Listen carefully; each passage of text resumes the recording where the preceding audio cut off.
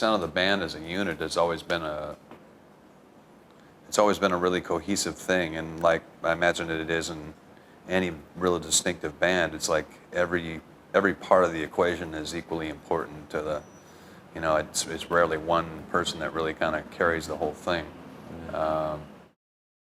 It's a really guitar heavy band, and so in that way, I guess you could say that I have a pretty heavy stamp on that, and but it's so important to how Sean and I play together, and how Mike and I play together as well. That makes that all work.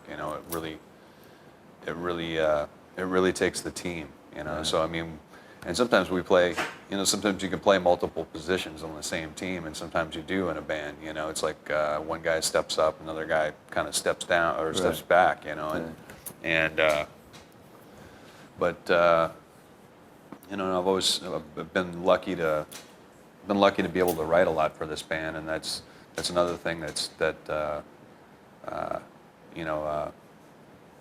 I'm very proud to do, and actually, to be able to create things that you enjoy, but also maybe speak for the guys in the band, and then maybe even on a bigger level, if it gets to that, if it passes that filter of the band and something that we can all stand behind, then it gets to go out into the world and see who it turns on.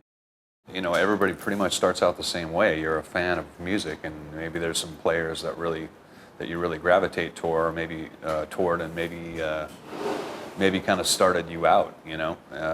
And for me, a lot of the guys that I gravitated towards earlier, one wasn't even really a guitar player, and it was Elton John for me. That was the first music I ended up hearing, and kind of lit a fire under my ass and kind of made me want to do that. Some of the guitar players that had the biggest impact on me when I was younger was probably Angus and Malcolm Young. I would say had probably the biggest and remained probably one of my favorite rock and roll bands of all time, and that real distinguishable sound.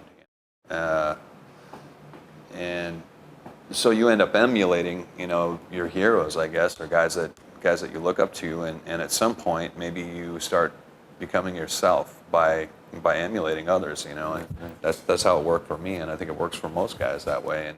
And if you're able to, I think we were able to maybe find that sound right about the time we made that first record. It was really coming into focus there. It wasn't maybe completely there yet, but I think for the most part, that first record, Facelift, there's a stamp there. And as we continue to make music and records, that kind of that got defined, and it also got broadened. We did a lot of styles of music. We did some really heavy stuff, and basically a hard rock band that had some metal tinges, and there was some punk stuff in there, and the blues, and there's even some country stuff on even the acoustic stuff. I mean, I grew up listening to all sorts of stuff, country, pop. I mean, I've been listening to some disco. I mean, blues, soul, and a big, healthy helping of like rock and roll and English metal. I was a really big fan of guitar tandems, and a lot of the stuff that I listened to early on were tandems. I mean, like Angus and Malcolm, and K.K. Downing and Glenn Tipton were really big with me. Dave Murray and Adrian Smith. There's a bunch of those, and but even Metallica and stuff. I